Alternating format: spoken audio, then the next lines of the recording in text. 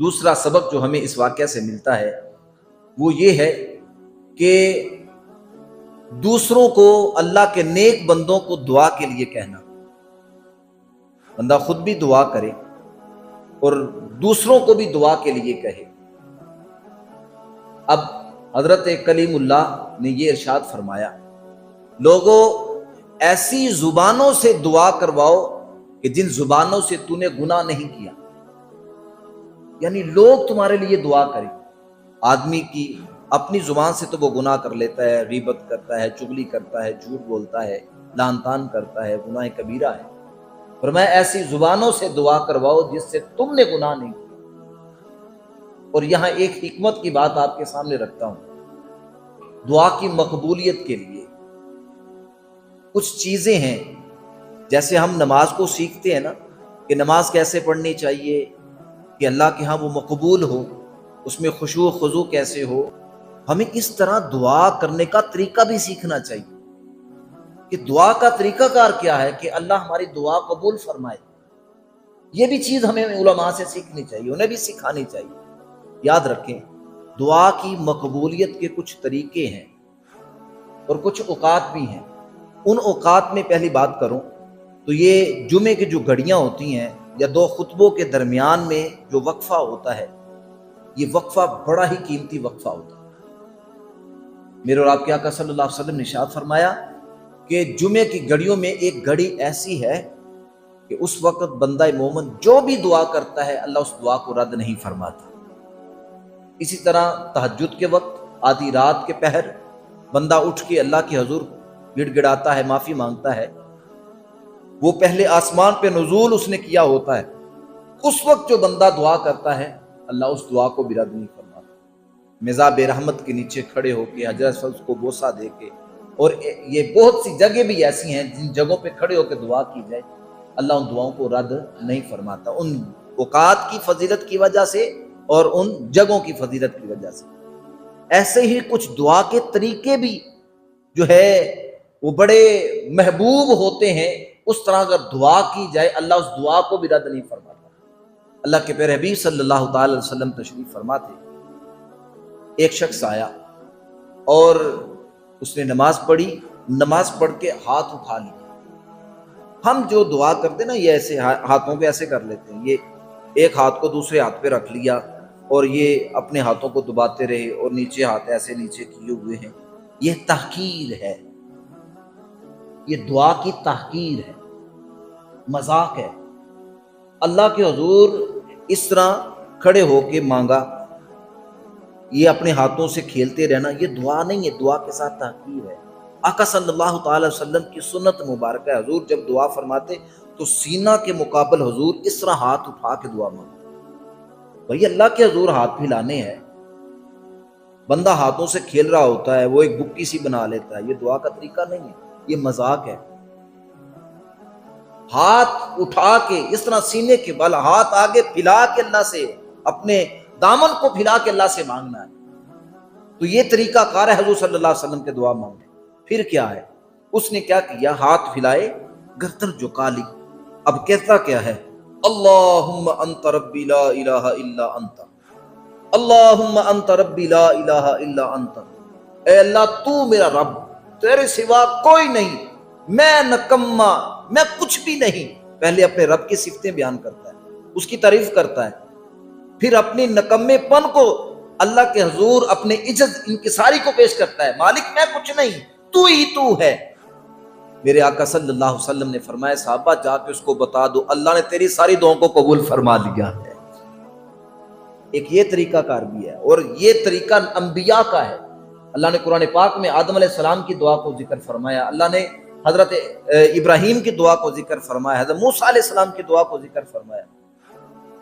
انبیاء علیہ السلام جب بھی دعا کرتے ہیں پہلے اپنے رب کی تعریف کرتے ہیں، مالک تو کتنا کریم ہے، مالک تو کتنا رحیم ہے، پھر اپنے عجز کو ظاہر کرتے ہیں، مالک میں کچھ نہیں ہے، پھر اللہ سے مانگتے ہیں۔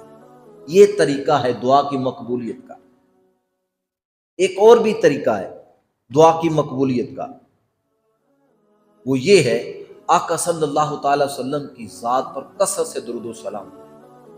حضور صلی اللہ تعالی وسلم تشریف فرما تھے. ایک صحابی نے دعا جو ہے نماز پڑھ لی.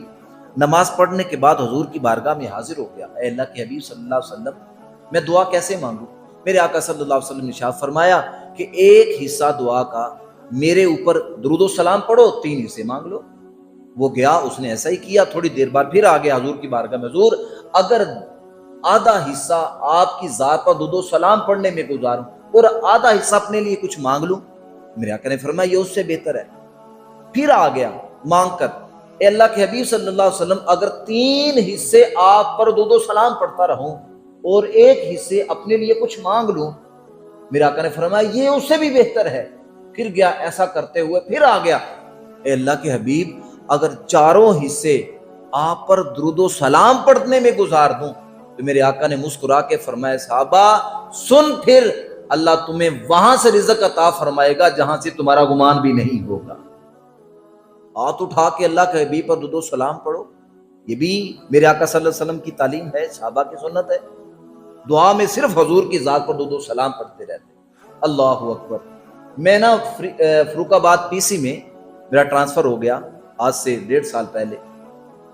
میں جمعے والے دن مسجد میں بیٹھا, اسی طرح جمعے کی تیاری کر رہا تھا, تو پی ٹی ایس استاد صاحب سے کال کی کہ انہیں بولا کہ کچھ جو ہے وہ لڑکوں کو بھیج دے مسجد کی جو ہے نا صفائی وغیرہ کر دیں. وہ ہمیں کہا کرتے تھے کہ قاری صاحب اگر کوئی لڑکوں کی ضرورت ہو تو حکم کر دیا کریں. تو جمعے والا دن 5-6 لڑکے ہم منگوا لیتے تاکہ مسجد کی صفائی ہو جاتی. تو اس دن نا ایکس آرمی کے آدمی انہوں نے بھیج دیے.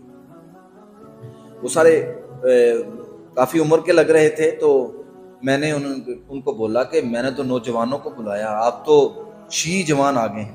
وہ مسکرائے. بہرحال وہ صفائی کرنا شروع ہو گئے. میں بیٹھا اپنی تیاری کر رہا تھا, تو ایک آدمی میرے پاس آ گیا, کافی عمر تھی ان کی. آ کر کہنے لگے قاری صاحب ایک بات آپ سے شیئر کرنا چاہتا ہوں, بڑے دنوں سے اس بارے میں نا سوچ رہا تھا کہ آپ سے کروں, لیکن آج موقع مل گیا, بیٹھ کے تسلی کے ساتھ آپ کے ساتھ وہ بات شیئر کرنا چاہتا ہوں. میں نے کہا جی بولے. کہتے قاری صاحب درود شریف کی بڑی برکتیں ہیں. میں نے کہا یقیناً بڑی برکتیں ہیں. وہ کہتے میں اپنی زندگی کا ایک واقعہ آپ سے شیئر کرنا چاہتا ہوں, میری ہٹ بیتی ہے. کہتے میری شادی کو 25 سال ہو گئے, 22 سال تک میرے ہاں اولاد نہیں تھی. 22 سال تک میں نے کوئی حکیم نہیں چھوڑا, میں نے کوئی طبیب نہیں چھوڑا, کوئی ڈاکٹر نہیں, کوئی دم والا نہیں. جس کے پاس بھی مجھے کسی نے کہا میں چلا گیا, روپیہ پیسہ لاکھوں خرچ کر دیا. لیکن ایک دن بیٹھا تھا ٹی وی دیکھ رہا تھا, تو ایک پروگرام لگ رہا تھا, اس میں دعاؤں کی فضیلت کے حوالے کے ساتھ بات ہو رہی تھی.